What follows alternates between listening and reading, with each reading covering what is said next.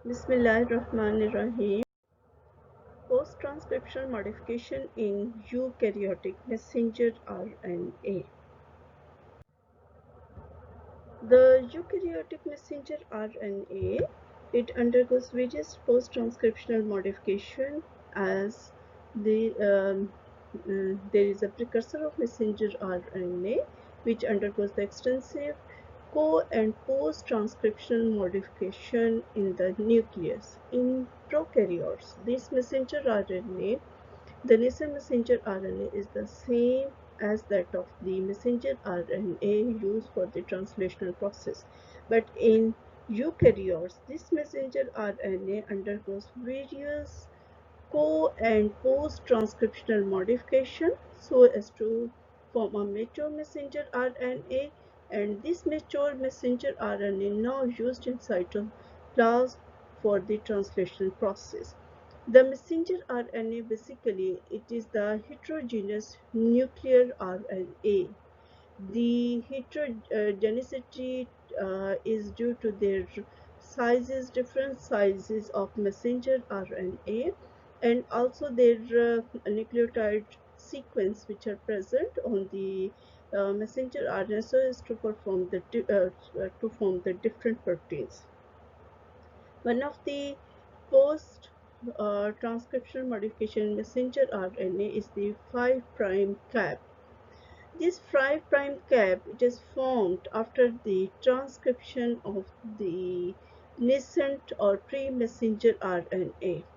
This is the first process that takes place on the messenger RNA. In this case, the 7-methyl guanosine is first methylated. At the 7th position, the 7-methyl guanosine, it is attached backward to the 5' terminal end of the messenger RNA, as messenger RNA contains the 5' end and the 3' end. 5' capping take place at the 5' terminal of the pre-messenger RNA. At this case, the 5' to 5' triphosphate linkage take place. Here the 7-methyl guanosine attach, and this attach is unusual 5' to 5' capping. The gamma phosphate from the 5' triphosphate of pre-messenger RNA, it has been removed. So the 5' diphosphate, it undergoes the reaction to form the unusual 5' to 5' triphosphate link. Addition of guanosine monophosphate take place by the nuclear enzyme guanylyl transferase. But first of all, this guanosine, it is first methylated in the cytosol, and this methylation takes place by the cytosolic enzyme guanine 7-methyl transferase. Here the S-adenosine methionine, it is the methyl group donor, and maybe additional methylation steps occur, and this methylated guanosine then added to the mature pre-messenger RNA. Addition of 7-methyl guanosine at the 5 as a 5' cap is stabilized the messenger RNA from the nucleases.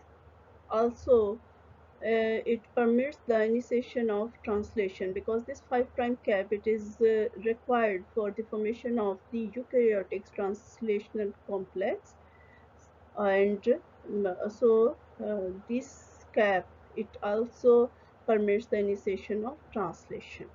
Now addition of a poly-A tail. This poly-A tail, it has been added at the 3' end of the nascent messenger RNA. The polyadenylate polymerase, it is the enzyme which uses the ATP as a substrate and then add these 40 to 200 adenine nucleotides which are attached at the 3' end. polyadenylate polymerase, the enzyme which used ATP as a substrate and add the 40 to 200 adenine nucleotides at the 3' end of the pre-messenger RNA. There are the sequence which is known as the polyadenylation signal sequence present at the 3' end, and downstream of these consensus sequence, cleavage of the nucleotides of the pre-messenger RNA take place, from where the adenylation of these adenylyl adenine nucleotides have been added. 40 to 200 adenine nucleotides, they are attached at the 3' end of this nascent messenger RNA by the action of enzyme polyadenylate polymerase. This polyadenylate help to stabilize the messenger RNA from the 3' exonuclease, and it also assists in the transportation or exit from the nucleus, and also it aid in the translation because a circularization take place in the translational complex.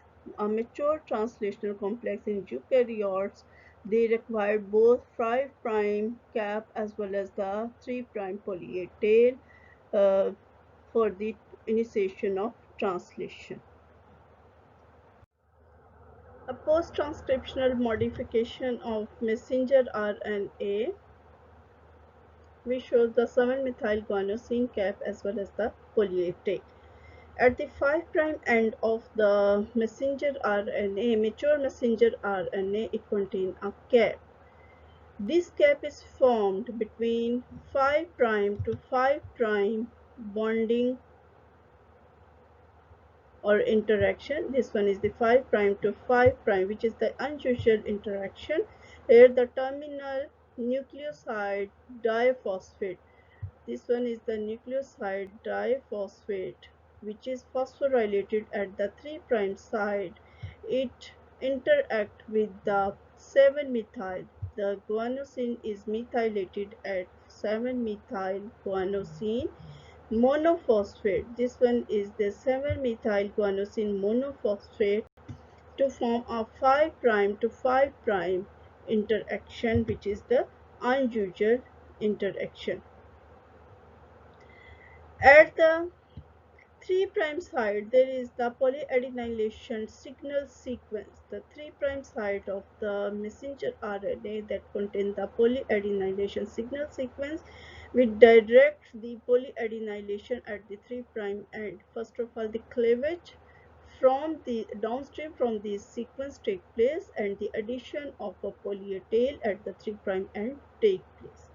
Spliceosome, another phenomena by which the coding region or coding portion of the messenger RNA is formed by removal of the intron. So this is the mature messenger RNA by formation of 5' cap at the 5' side, the poly A tail at the 3' side, along with the 5' and 3' UTR regions.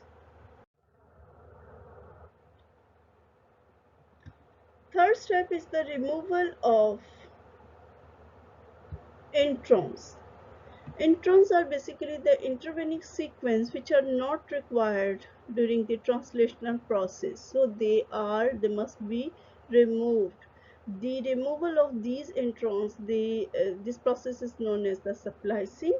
For the maturation of eukaryotic messenger RNA, removal of this intervening sequence, which is known as the introns, must occur. And the mature messenger RNA doesn't contain such type of intervening sequence or the introns. Splicing is the process for the joining of the exons and the removing of the introns from the pre-messenger RNA, and this missplicing has been occurred by the spliceosome. Spliceosome are the molecular complex which are formed by their small nuclear RNA along with the different specific proteins. SNP. SNP is the small nuclear RNA. Along with these proteins, they form the spliceosome. The eukaryotic primary transcripts, it contain no introns, for example histone genes. Certain eukaryotic primary transcripts may contain no introns like histone genes, they don't contain any introns, while other genes they may contain few introns, and some other which may contain more than 50 intervening sequences like alpha chain. So the presence of introns, they are also variable, may be present, may not be present, or few introns may present, or maybe more than 50 introns are present in a pre-messenger RNA. Role of small nuclear RNAs. These small nuclear RNAs, they are responsible for the splicing of the messenger RNA in eukaryotes. They form a SNP, which is the ribonucleoprotein complex, and this complex, they first of all they join with the intervening sequence of the pre-messenger RNA, and they are helpful. They are actually the spliceosomes. They are helpful to the maturation of the messenger RNA as joining the exons. These small nuclear RNAs, they are basically the uracil-rich small nuclear RNAs. They contain excessive uracil nitrogenous bases, and they may be U1, U2, 3, 4, 5, 6. They are the examples of these small nuclear RNAs, and these assist or helpful in mediating the splicing process. So now, small nuclear RNAs, they form the ribonucleoprotein complexes, and these complexes then when attached to the introns at different ends, and then form a complex, and which helpful for the splicing process. The base sequence present at each end of the introns, they are the consensus sequence, and these sequences, they are helpful for the splicing process. If there is any mutation, then it leads to the different splicing process and different proteins, which are the mutated proteins, and maybe these proteins, they cause the different diseases take place.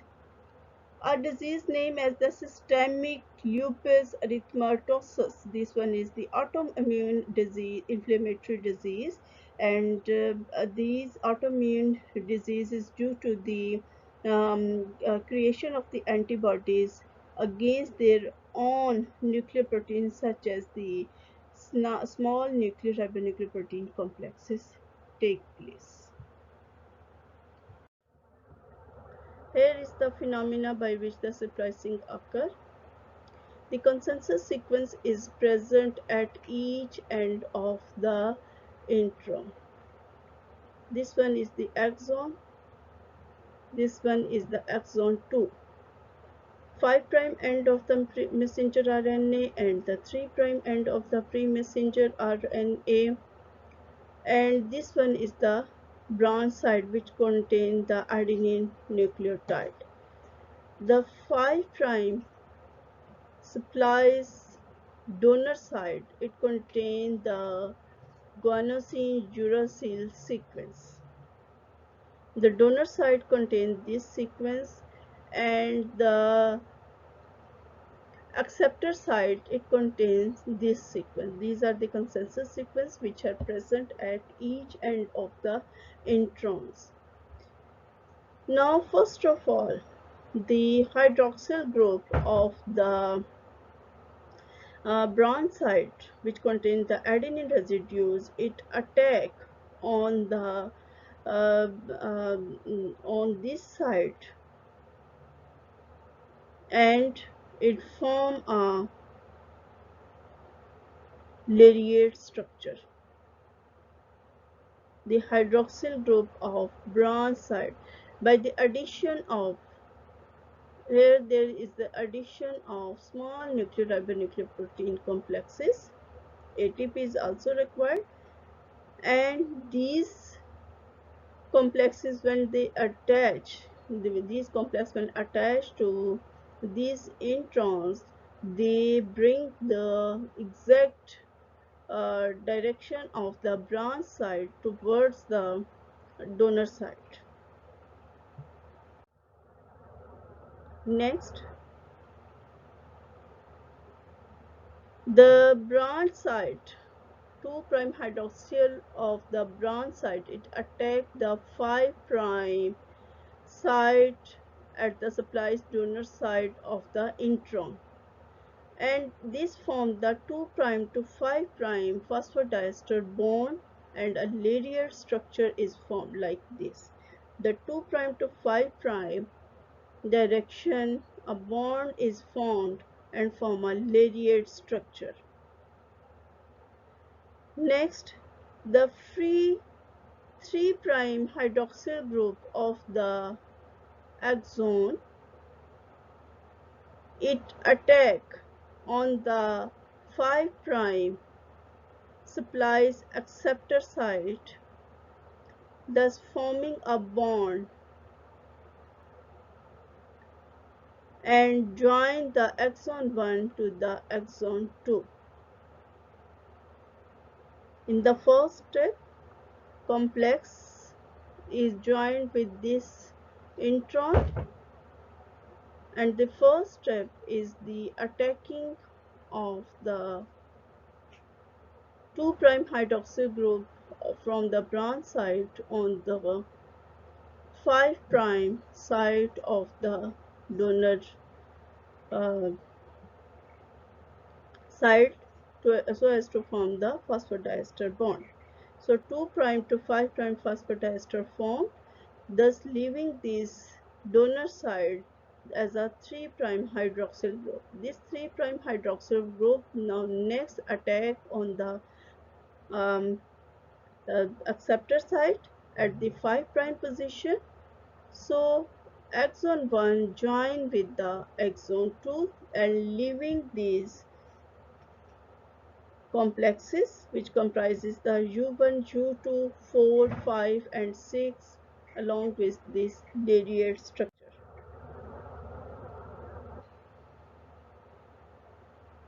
This is the attack of the 3' hydroxyl of axon at the 5' position of the supplies acceptor site and forming the phosphodiester bond 3' to 5' direction.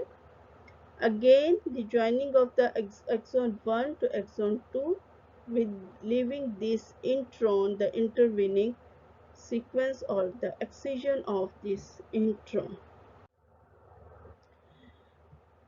Another post-transcriptional modification is the alternative splicing of the messenger RNA.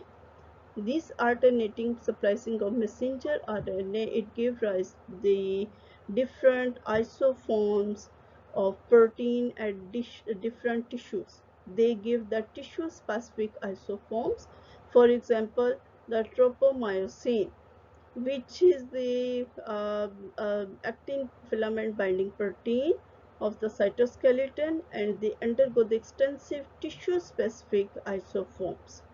And all of this is due to the alternative splicing of pre-messenger RNA through a limited set of genes. This is the mechanism of alternative processing of the messenger RNA precursors. There, the messenger RNA precursor, this one is the messenger RNA precursors, axon 1, 2 and 3, and this one is the intervening sequence. By the alternative splicing, may axon 1 and 3 join, may sum of part of axon 1 and join with 2 and 3, may be sum of part of 2 join with 1 and 3, and maybe the whole axons 1, 2 and 3 join, and thus They give rise to different isoforms from a given or same gene.